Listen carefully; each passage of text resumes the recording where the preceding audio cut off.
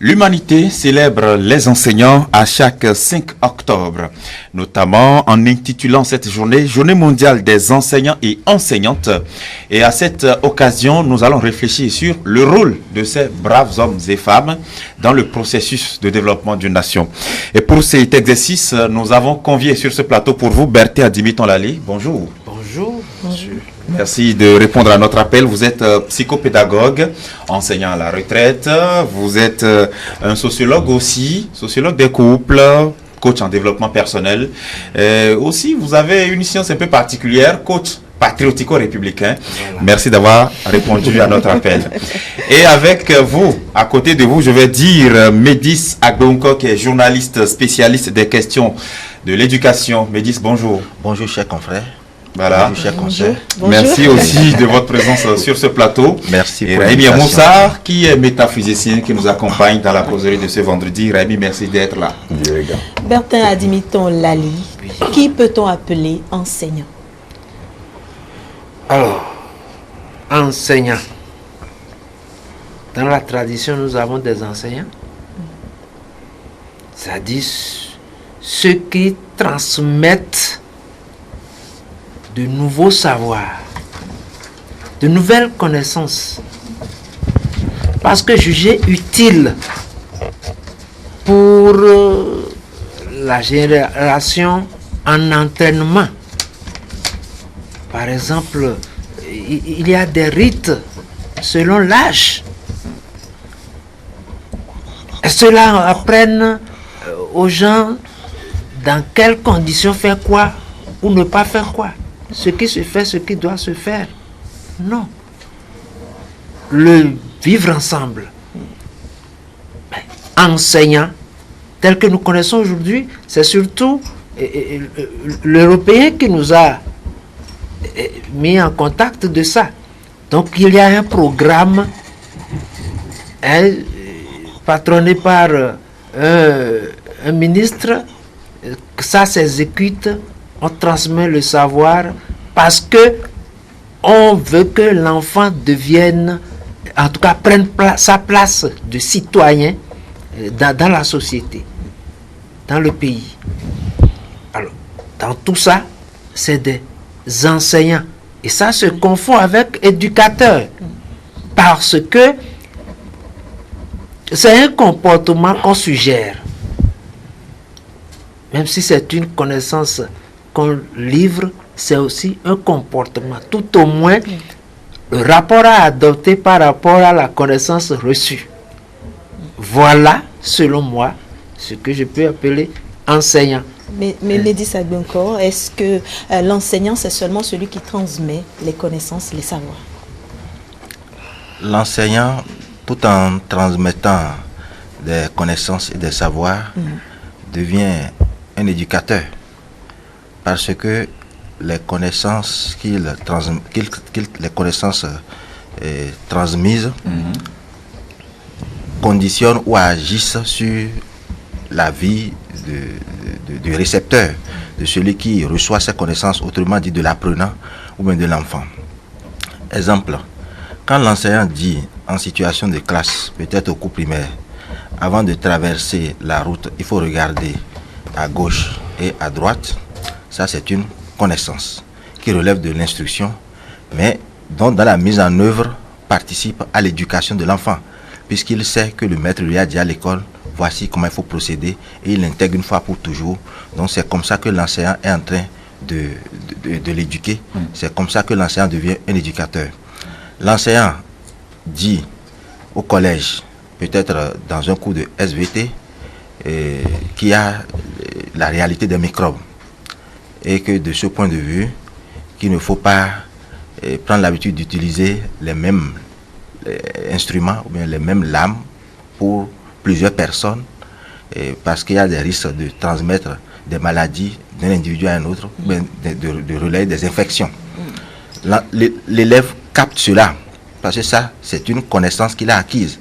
Mais désormais, il sait qu'il faut éviter d'employer le même instrument ou la même lame pour plusieurs personnes. Comme ça, l'enseignant l'a éduqué. Donc voilà comment... Change-moi la lame. Voilà. Donc à partir de là, quand l'élève ou l'adolescent va se rendre chez le coiffeur, il fera beaucoup plus attention parce qu'il sait désormais qu'à l'école, on lui a dit que les microbes existent et qu'il ne faut pas utiliser les mêmes lames pour plusieurs personnes avec les risques liés à cela.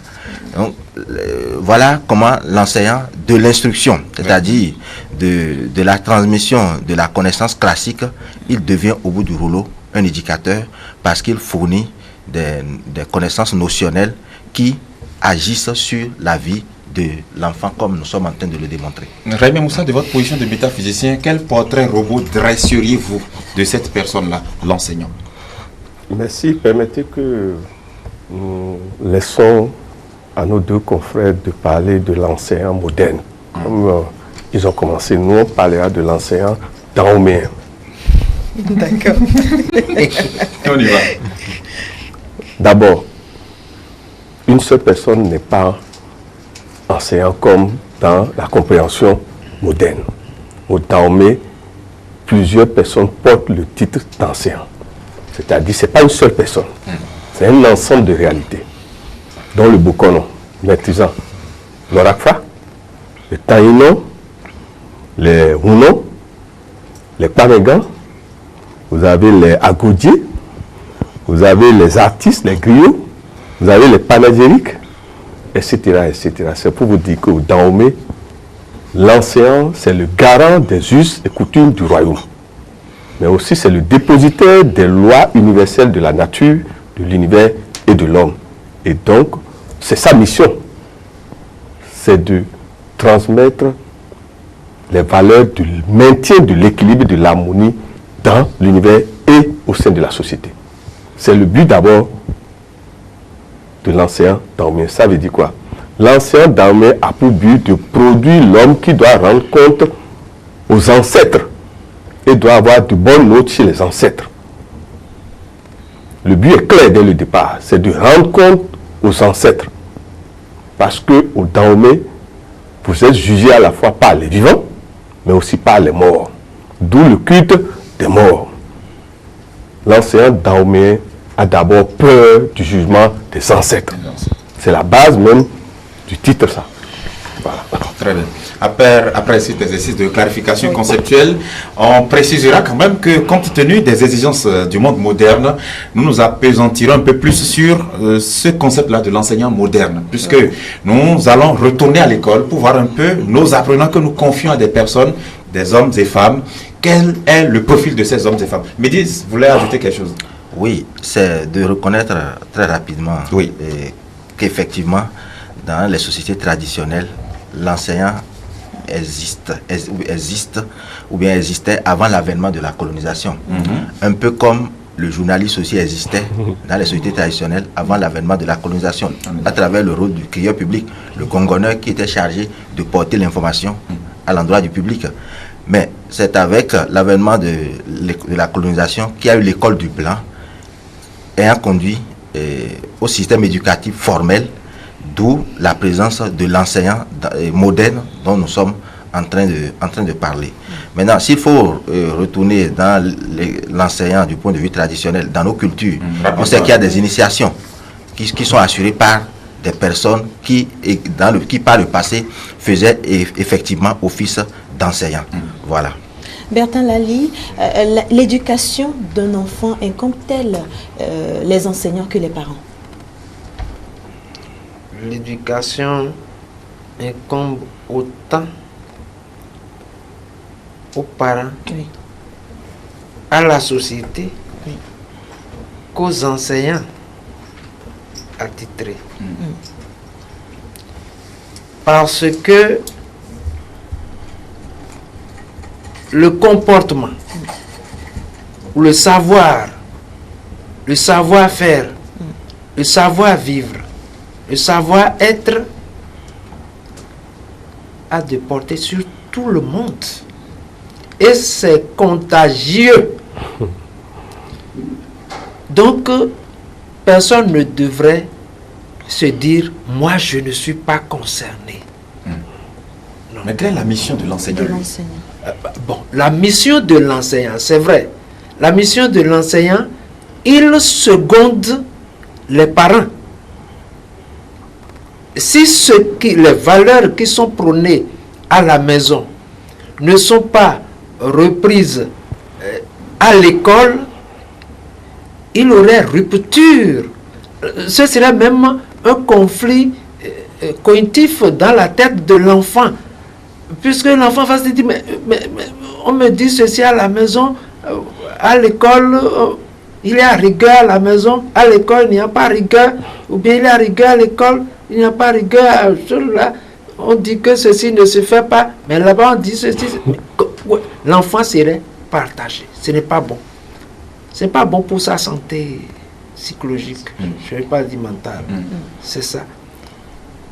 Donc, pour la formation d'un individu, Oui. si on devrait faire une courbe ou un tableau, Oui. à quel pourcentage l'enseignant participe à la formation de l'être? Alors, quand je prends une journée à l'école, Oui, ça fait combien d'heures? Environ 8 heures. c'est ça. En éveil. Mais à la maison, quand l'enfant revient à la maison, ça fait au moins, en tout cas, plus que 8 heures pour les enfants de certain âge.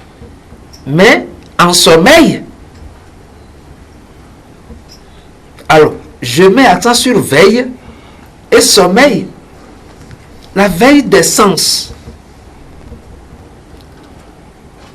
Quand on est en éveil, il y a l'opération des sens.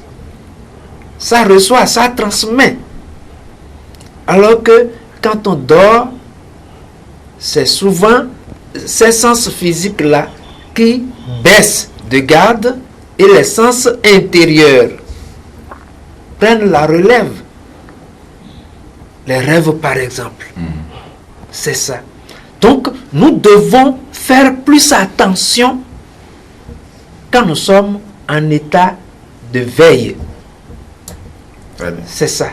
Donc, l'état de veille, c'est surtout là où on doit s'entraîner à la vertu pour l'emporter maintenant dans l'état de sommeil.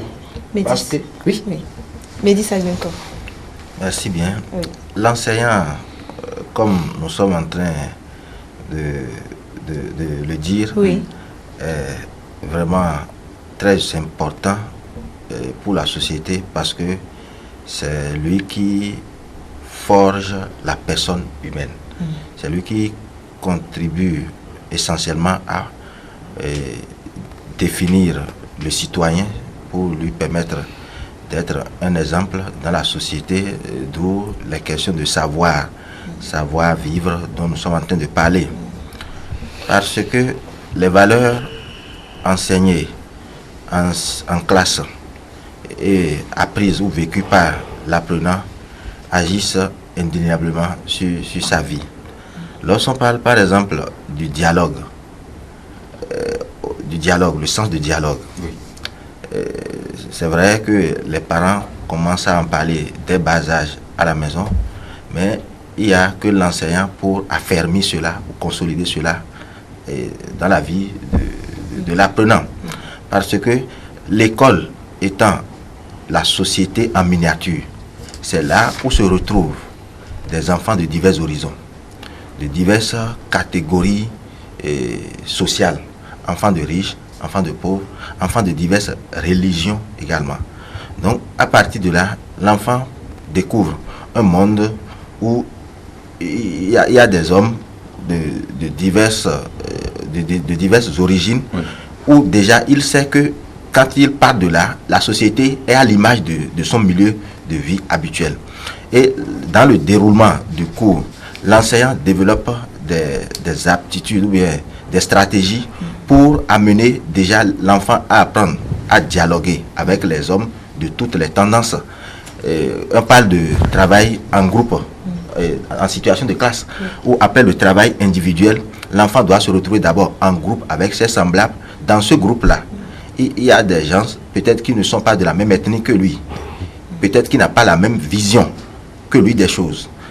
Il y a des gens qui ne sont pas de la même religion que lui, qui n'ont pas la même vision, mais ils doivent s'entendre pour harmoniser les points de vue et dégager une réponse commune qui sera rapportée par quelqu'un qui est leur porte-parole.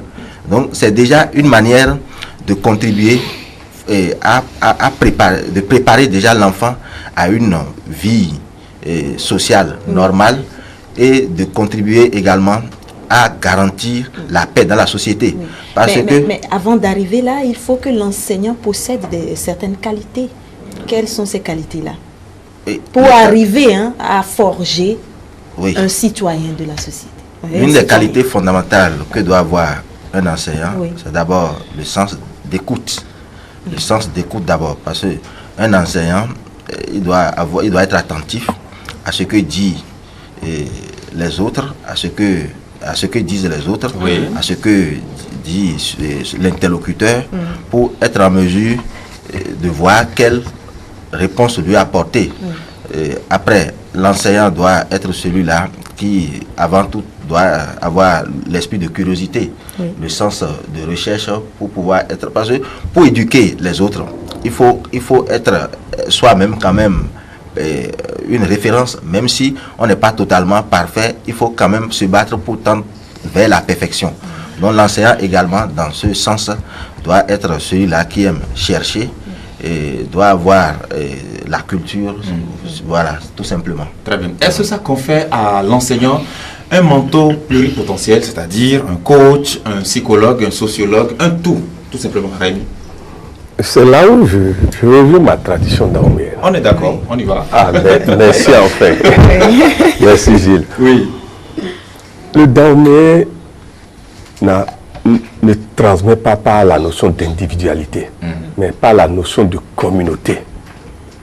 Nous sommes à la fois un et multiples. C'est ce que dit la philosophie daoméenne.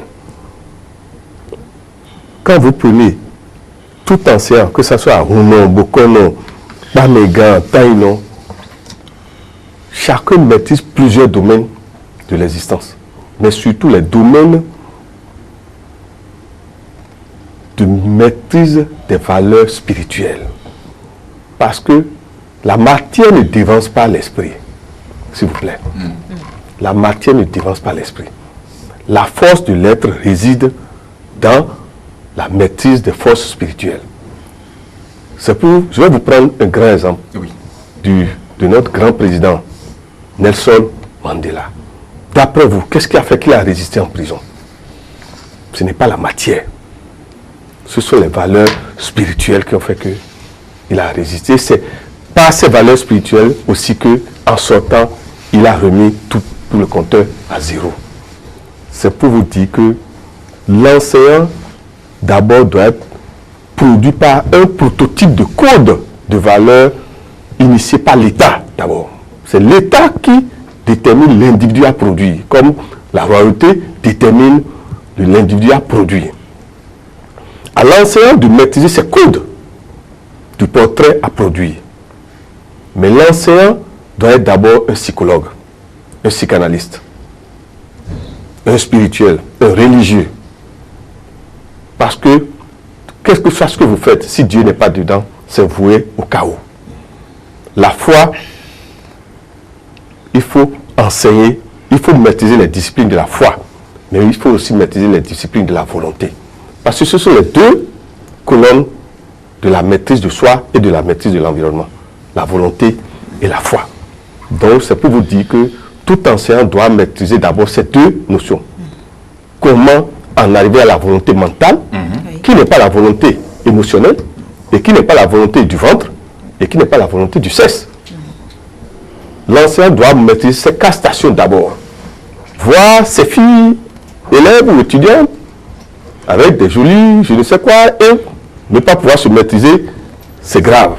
C'est pour ça que tout enseignant doit maîtriser d'abord le cerveau, à travers les pensées positives ou négatives, le cœur à travers les émotions, le ventre à savoir les interdits pour soi et pour les autres, et surtout maintenant, la maîtrise du sexe qui crée le chaos souvent dans la société moderne. Parce que il n'est pas permis à un enseignant d'envier ou de se laisser aller au plaisir des yeux de ses élèves filles. Et c'est ce que nous observons aujourd'hui. je peux vous dire que nous demandons humblement à notre gouvernement de redonner encore d'autres lois strictes. On reviendra à ça. On reviendra à ça, Bertin Admettons. Lali, les enseignants mesurent-ils aujourd'hui ce grand rôle qui est le leur? Avant que je ne vous réponde, Oui. puisque nous parlons des enseignants, j'aimerais compléter ce que mes deux prédécesseurs ont dit. Oui. Je pense que l'enseignant doit être d'abord un modèle. Le modèle, qu'est-ce qui saute aux yeux? C'est qu'il respecte tous ses engagements et ne porte atteinte à autrui ni au bien d'autrui. Ça c'est très fondamental. Un homme d'amour, ça commence par là. Alors, l'éducation étant la mère des vertus, l'enseignant doit être un homme de patience. Ce n'est pas ce que nous vivions, où on opte pour enseigner parce que c'est bon de tenir de bâton, pour rosser. Non. Un homme de patience, de tempérance, un homme de détail, un homme, quand il dit homme, c'est homme grand H, de détachement vis-à-vis de tout ce qui est tentant. Il doit savoir abandonner ses soucis au Créateur. Sinon, s'il doit les porter, il ne peut pas revêtir un visage qui puisse inspirer l'optimisme à l'enfant. Vous voyez. Il doit aussi faire preuve de générosité. Quand on parle de générosité, ce n'est pas nécessairement mettre la main dans la poche pour assister à un petit garçon qui n'a rien à mener. Le sourire. L'enfant se s'est pris en compte. Il y a beaucoup de qualités dont nous devons nous attendre auprès de l'enseignant. La créativité, le sens de responsabilité. Il y en a beaucoup. Nous avons beaucoup à attendre de l'enseignant. Le coach, il doit être coach. Il doit pouvoir motiver, porter l'enfant d'un point A à un point B dans un domaine positif. Et je dirais même que là, il doit, parce que moi je vois que le coaching est même supérieur à la leçon de morale. La leçon de morale, ça pervertit un peu l'enfant, ça l'intimide. Mais lorsque vous le coachez, vous lui montrez ce que c'est que le leadership, le développement personnel, il s'épanouit en lui-même et vis-à-vis de la société, il est sans complexe. Voilà. Maintenant, est-ce que l'enseignant est vraiment conscient de ce rôle-là voilà. Aujourd'hui? Voilà. C'est là où j'applaudis que vous ayez mis ce thème-là en débat. C'est à répéter. C'est à répéter. Parce que les habitudes ont la vie dure. Ce que nous avons appris, ça prend le pas sur ce à quoi on nous expose et que nous imitons à tort. C'est là où il revient à nous tous de faire preuve de vertu pour que l'enseignant qui n'en fasse pas preuve ait honte. Est-ce que vous voyez? C'est le peu que je peux en dire. Médis Agbeunko, on a connu ces dernières années ou ces dernières décennies en tout cas des enseignants ou des gens qui vont à l'enseignement peut-être par instinct de survie. On n'y va pas parce qu'on est très inspiré ou parce qu'on est passionné par on va dire, le fait de transmettre le savoir, mais juste parce qu'on veut y gagner de l'argent. Est-ce que ce faisant, on contribue vraiment à ce processus de développement en étant ce coach, ce psychologue, ce mentor qu'on doit être?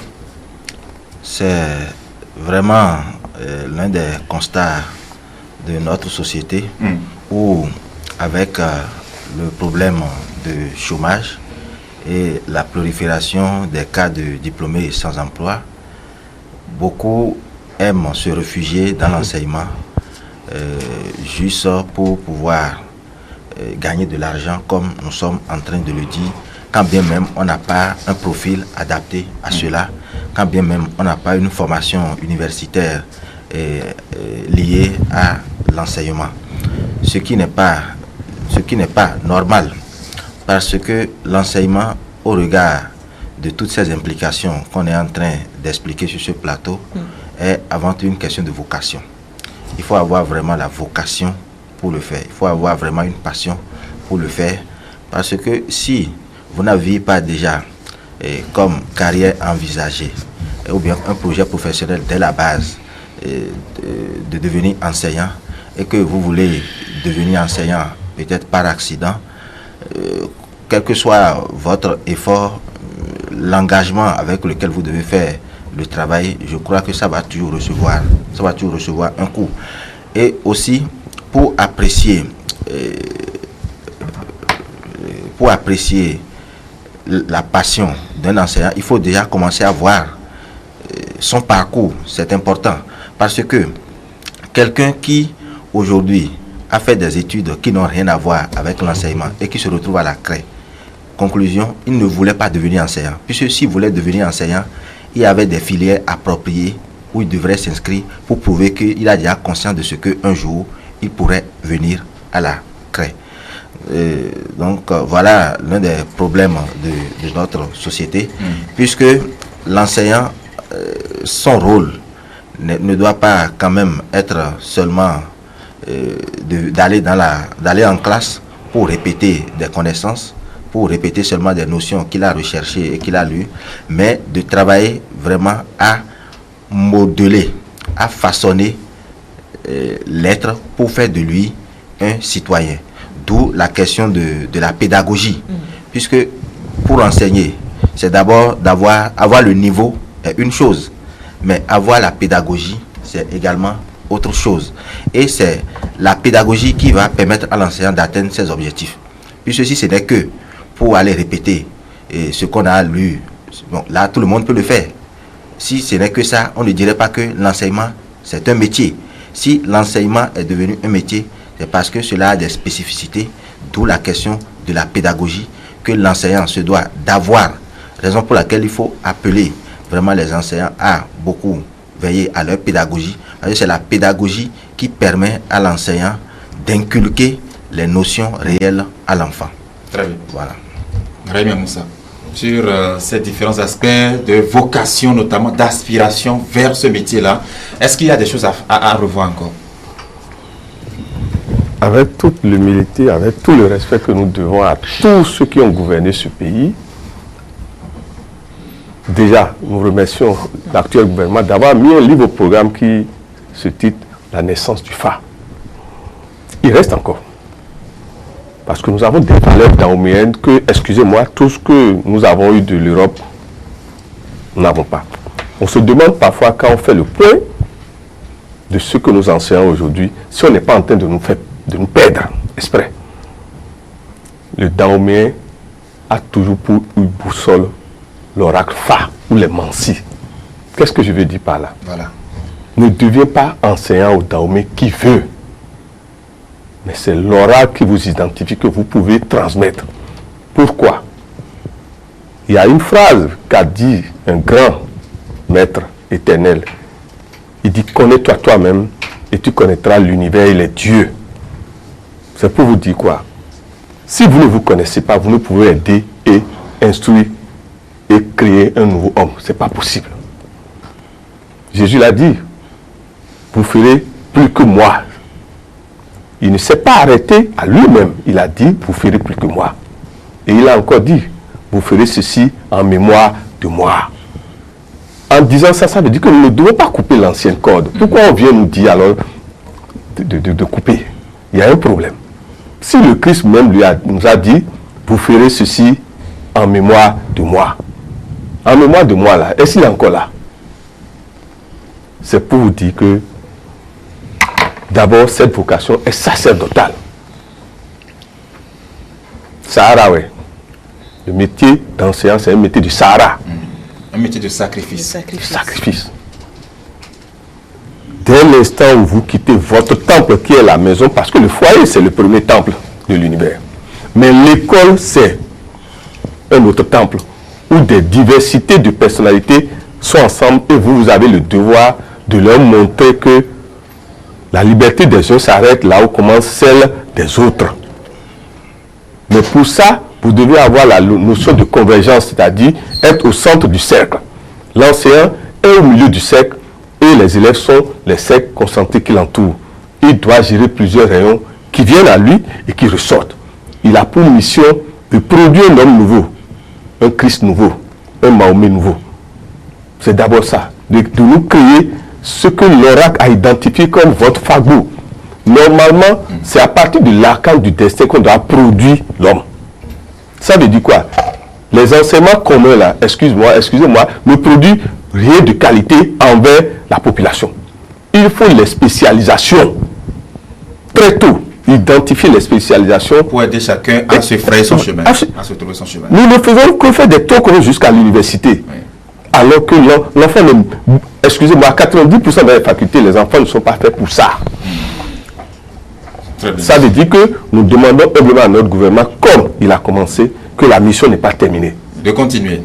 Mais sur le chantier de l'amour de sa patrie, de son pays, de sa société, le respect du bien commun ou des valeurs nationales, quelle est la responsabilité de l'enseignant dans la construction de l'État-nation? Bertin Adibiton-Lali.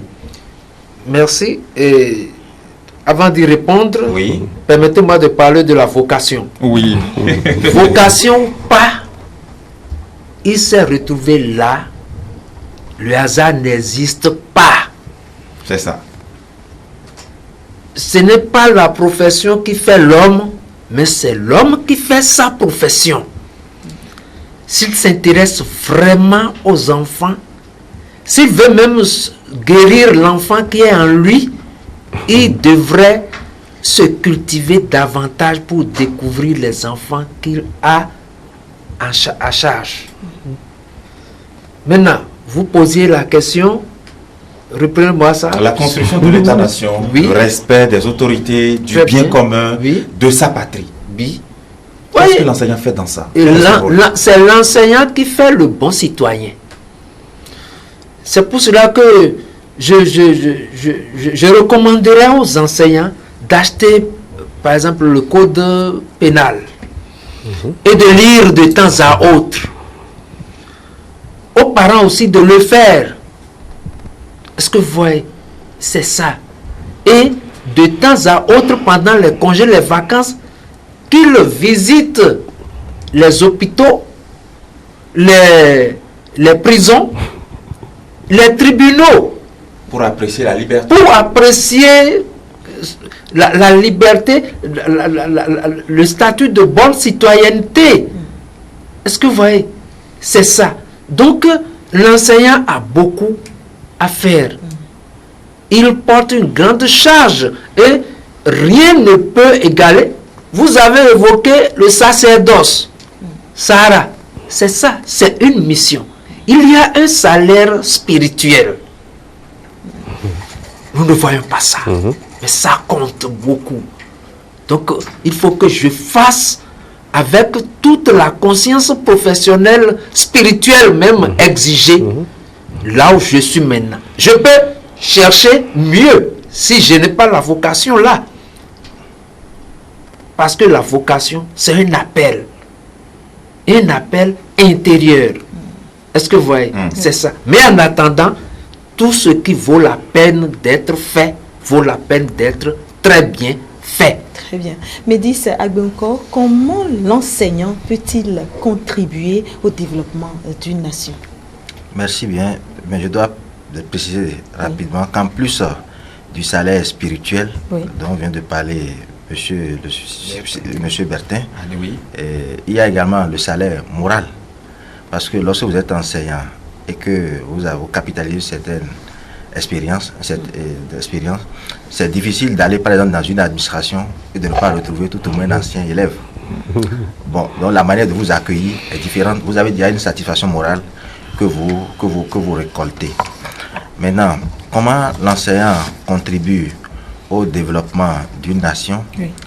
Je crois que nous devons tous être d'accord sur ce plateau que notre présence ici, on la doit aux enseignants. Déjà, si chacun de nous est en mesure de bien prononcer son nom ou son prénom, on doit également cela aux enseignants, en l'occurrence aux instituteurs. Puisqu'il y a des gens qui ne sont pas alphabétisés ou instruits, qui portent les mêmes prénoms que nous, mais qui ne sont pas sûrs de bien les prononcer. La preuve, Gilles Christ, quelqu'un qui est Gilles Christ qui n'est pas allé à l'église dira Gilles Clissou. Voilà. Voilà. Donc, quelqu'un qui est Raimi, il dira tout le temps Raimi.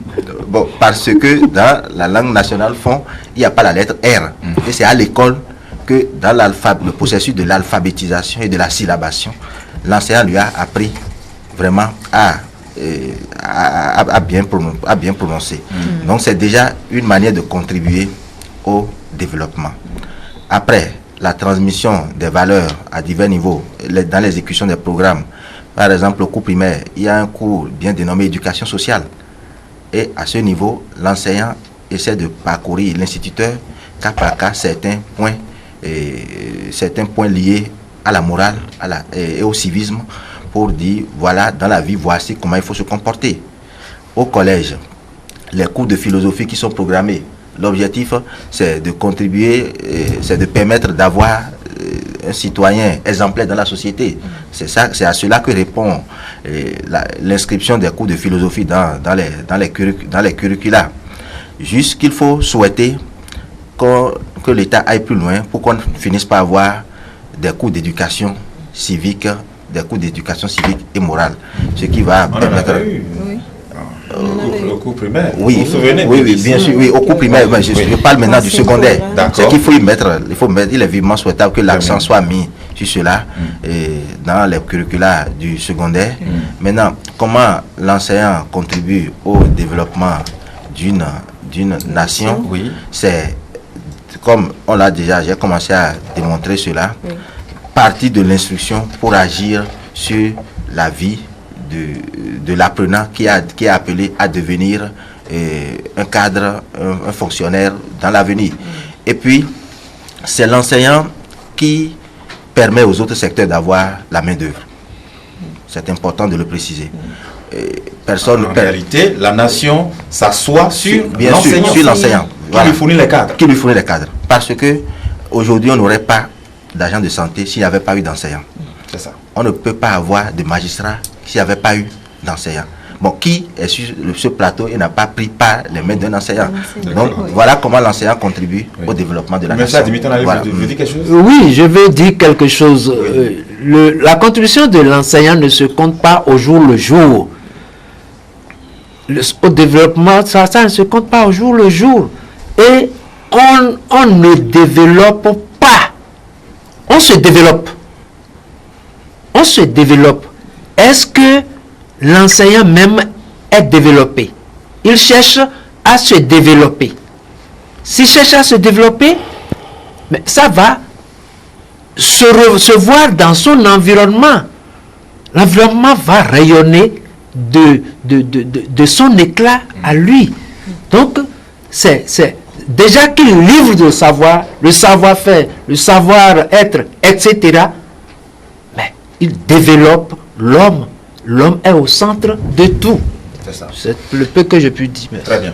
On est dans un monde où la technologie prend de l'ampleur, la technologie devient même peut-être notre maître aujourd'hui, Raimi Moussa, au point où on ne se concentre plus vraiment sur les notions que l'on acquiert dans la société, mais beaucoup plus dans un monde très virtuel, où vous voyez parfois on vitriole les personnes âgées, les autorités que l'homme n'a élu soi-même, sa nation, que l'on on n'a qu'une seule nationalité, en tout cas pour la plupart des Béninois, mais pourtant on se plaît à jeter de l'opprobre sur son propre pays. Quelle est la responsabilité des enseignants dans ce processus-là où on veut quand même s'adapter au contexte tout en gardant, on va dire, notre dignité, notre fierté? Merci. Avant toute chose, nous devons savoir, nous, les Béninois comme les Africains, nous vous demandons de votre chaîne ici, que nous ne nous blessons plus en croyant que nous pouvons revenir être des Africains purs avant la colonisation. C'est terminé. C'est pour ça que j'ai parlé d'adaptation. Merci. Qu'on le veut pas, le monde est un ensemble osmose, en osmose. L'osmose existera toujours. C'est à chacun de s'adapter. Et là, nous demandons, et c'est la mission des gouvernements, à chaque gouvernement de produire un canevas du béninois qu'il veut produire à la fin de son mandat. C'est pour vous dire que la mission là incombe d'abord au gouvernement. Le gouvernement doit travailler à ce qui existe dans le monde. À l'état où se trouve le monde, le gouvernement doit s'adapter au canevas d'éducation qu'il faut pour que ces enfants puissent en bénéficier. Parce qu'aujourd'hui, si vous ne maîtrisez pas l'éthique, excusez-moi, vous ne pouvez plus rien faire. Il va falloir réapproprier les valeurs dahoméennes et les réinsérer dans l'éthique. Tout ce que produit aujourd'hui la technologie, le dahoméen a ça. Mais nous faisons du mal avec ça. Nous n'avons pas eu le temps de produire le matériel correspondant avec ça. Mais nous avons ça, en virtuel, comme vous l'avez dit. C'est pour vous dire que nous allons demander simplement au gouvernement de produire un canevas d'hommes à ériger, comme on dit. Il faut l'érection d'un autre type de béninois, le béninois debout. C'est pour ça que quand on parle de notion de Toleba, les gens ne comprennent pas. Le Toleba est au centre de 4 directions. Pour nous dire que l'éducation doit être basée sur la notion de l'homme du centre. Parce que l'univers, pour comprendre l'univers, il faut être au centre du cercle. Pour bénéficier, par exemple, de toutes les planètes, par exemple. C'est-à-dire bénéficier de tout ce qui... On ne peut pas, si nous voulons un homme nouveau, ne pas enseigner les valeurs spirituelles à l'école. Ce n'est pas possible. C'est ça qui est en train de nous détruire. Le gouvernement, nous encourageons le gouvernement à produire des canevas de transmission de valeurs spirituelles. C'est d'abord ça. Je vous ai dit tout à l'heure, le monde est basé sur 2 colonnes. La colonne de la foi et la colonne de la volonté. Quand on dit volonté, c'est tout ce qui est lié aux formations, tout ce qui est lié au coaching. D'abord, le coaching doit rentrer obligatoirement, normalement, dès les basses classes. Nous pouvons après maintenant voir comment y insérer la métaphysique, parce que c'est d'abord le coaching qu'il faut enseigner. Parce que la métaphysique, les lois sont déjà trop fortes pour nos petits-enfants.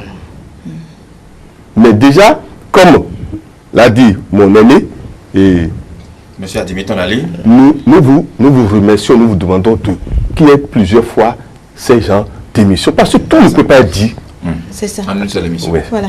Le thème choisi pour cette journée, cette année, c'est les jeunes enseignants, l'avenir de la profession. Et la directrice de l'UNESCO, à travers la voix de sa directrice, a appelé les gouvernements à faire de l'enseignement une profession de premier choix pour les jeunes. Mehdi Sagbenkor, ne pensez-vous pas que le gouvernement est dans la même dynamique en créant une base de données pour les aspirants, également des évaluations dans le domaine? Tout cela ne concourt pas vers ce que l'UNESCO demande au gouvernement. Merci bien. Il faut reconnaître que la volonté politique a commencé à se manifester de plus en plus dans le but de susciter un regain d'intérêt de la jeunesse pour l'enseignement, puisque nous savons tous que dans le choix des carrières envisagées ou bien des projets professionnels, beaucoup n'aiment pas aller vers la craie pour plusieurs raisons, au nombre desquelles c'est que c'est un métier qui ne permet pas de réussir facilement sur certains plans. Bon, mais il faut quand même une volonté politique, il faut accorder des facilités pour amener les jeunes à s'intéresser à ça. Et dans ce sens, il faut commencer d'abord par parler des bourses. Oui. Voilà, des bourses de formation que l'État octroie, l'État met à la disposition au profit des écoles normales.